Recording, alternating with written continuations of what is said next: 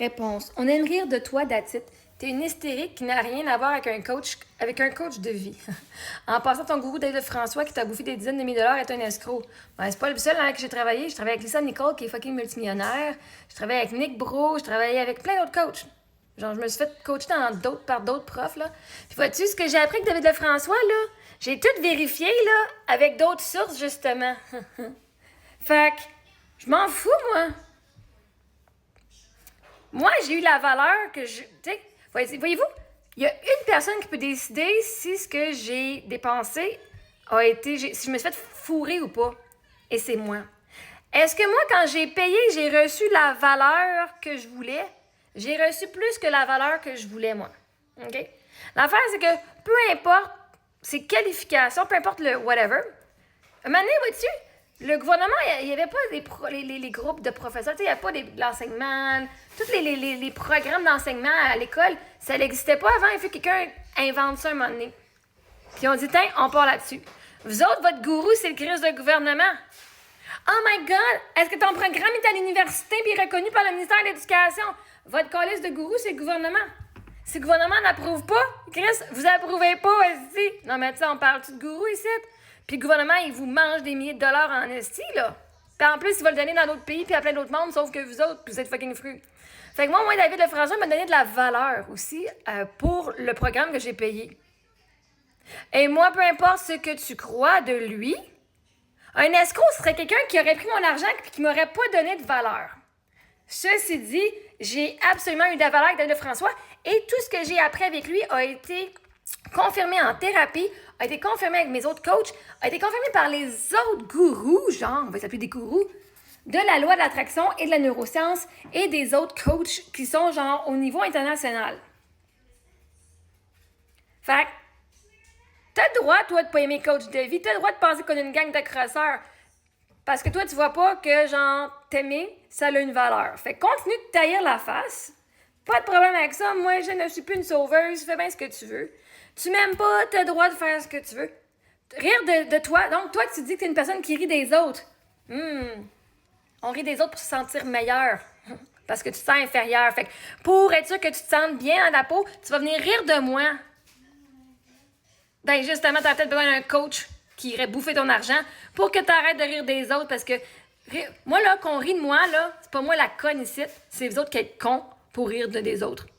On appelle ça des intimidateurs, des bullies. Tu sais, à l'école, là, hein? Vous dites tout, non à l'intimidation. Faut dénoncer l'intimidation, ça, c'est quand les jeunes vont rire des autres jeunes parce qu'ils sont différents. Fait que rire des autres à l'école, on appelle ça de l'intimidation et ce n'est pas accepté et toléré. Fait que toi, littéralement, tu viens dénoncer que tu es un bully. Cool! Moi, j'aime ça quand le monde s'expose eux autres mêmes. Même pas me le faire pour vous autres, Chris. Quelqu'un sur TikTok vient de me dire, nous, on te regarde parce qu'on aime ça rire de toi. Donc, moi, je vais leur dire qu'ils sont littéralement des bullies, des insinuateurs. C'est pas ça que j'avais dit, mais parce que c'est à l'école, c'est ça à l'école, ceux qui risent des autres différents, c'est des bullies. Intimidateurs. Et toi, Marie-Ève, tu as entièrement raison sur le plan psychologique et social. Quand quelqu'un dit « On te regarde parce qu'on aime ça rire de toi », il avoue être motivé par le mépris, la moquerie et la déshumanisation. C'est tellement la même dynamique que l'intimidation scolaire, le bullying. Le mécanisme du bouc émissaire. Tu représentes la différence. Une femme qui pense autrement, vit autrement, crée autrement. Dans tous les groupes humains, celui ou celle qui incarne la différence devient souvent la cible des frustrations collectives. Gang de fruits de la vie. C'est le même mécanisme qu'à l'école. On se moque de celui qui ose être lui-même parce qu'il révèle l'authenticité que les autres ont étouffée. C'est pas de l'humour, c'est de la cruauté déguisée. Rire de quelqu'un, c'est pas rire avec quelqu'un.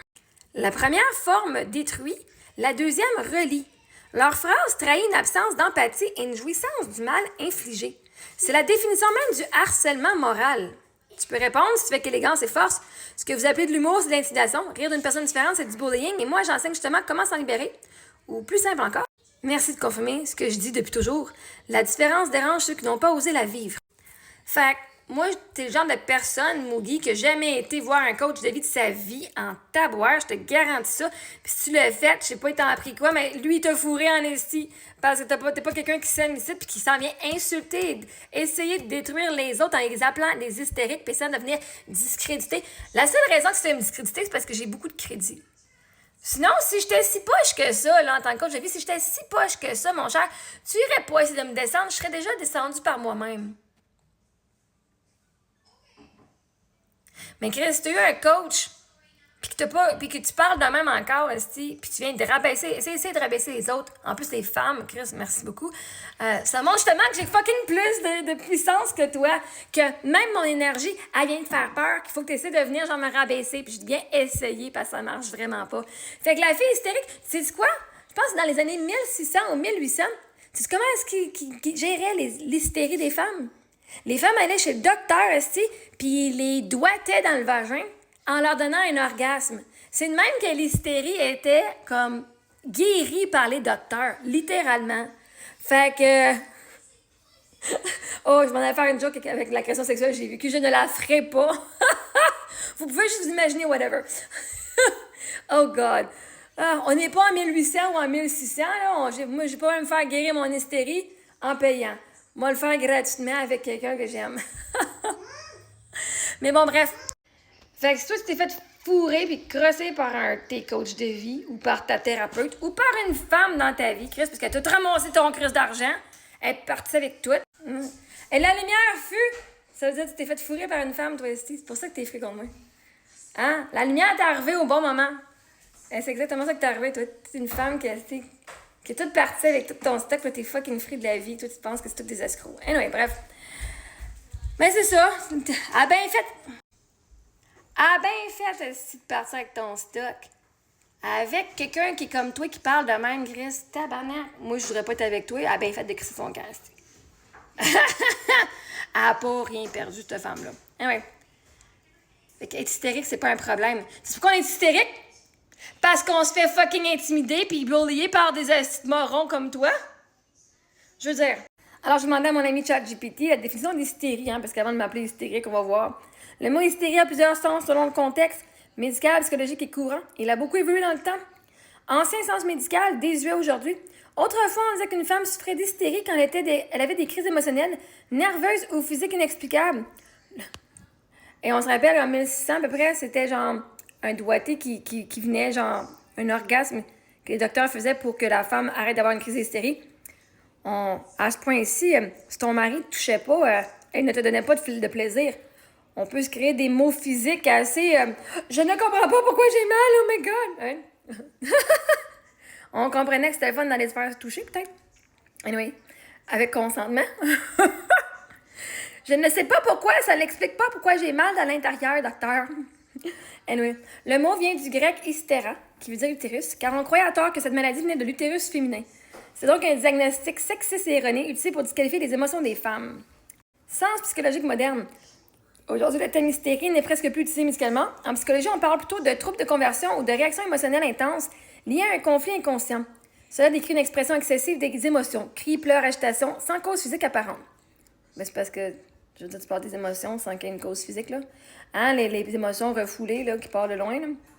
Sans figurer, dans la vie quotidienne, dire que quelqu'un est hystérique signifie qu'il ou elle réagit de façon exagérée, démesurée ou irrationnelle à une situation. Exemple, elle est devenue hystérique quand elle a vu la facture. Il y avait une hystérie collective au concert. Mais attention, ce mot est souvent utilisé pour discréditer quelqu'un qui exprime une émotion légitime, surtout une femme. Souvent, quand une femme parle avec passion, on dit qu'elle est hystérique, alors qu'un homme dans la même énergie est perçu comme charismatique ou passionné. Donc, en résumé, historiquement, un vieux mot sexiste pour dire qu'une femme ressent trop. Et psychologiquement, une réaction émotionnelle forte, parfois incontrôlée, couramment une manière injuste de juger une personne expressive ou sensible. C'est un intimidateur qui m'appelle hystérique. C'est lui qui a dit qu'il aime rire de moi. Et il dit, on aime ça rire d'une hystérique. Moi, je veux juste dire que si tu viens m'intimider et que ma réaction émotionnelle est forte, je ne suis pas hystérique, je peux juste répondre à l'abus que je reçois. Exactement, Marie-Ève, tu touches à une vérité psychologique et humaine très profonde.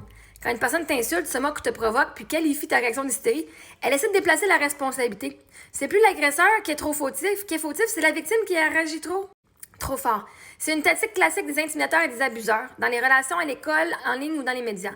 Voici ce qui se passe. Ils te provoquent avec moquerie, mépris ou humiliation. Tu réagis naturellement, émotion, colère, indignation, et ils utilisent ta réaction pour te discréditer. Regarde, elle est folle, elle est hystérique. C'est une façon de te faire passer pour instable afin d'éviter d'assumer leur propre violence. C'est ce qu'on appelle du gaslighting émotionnel public, une manipulation qui transforme la victime en coupable. La vérité, c'est que tu n'es pas hystérique, tu es humaine. Tu ressens parce qu'on t'attaque, et réagir à une attaque, c'est pas perdre le contrôle, c'est refuser d'être traité comme un objet de moquerie. Donc, je pourrais répondre, réagir à l'intimidation, c'est pas de l'hystérie, c'est de l'autodéfense. C'est pas de l'hystérie, c'est la vérité qui dérange ceux qui crient de la douleur des autres. Bonne soirée.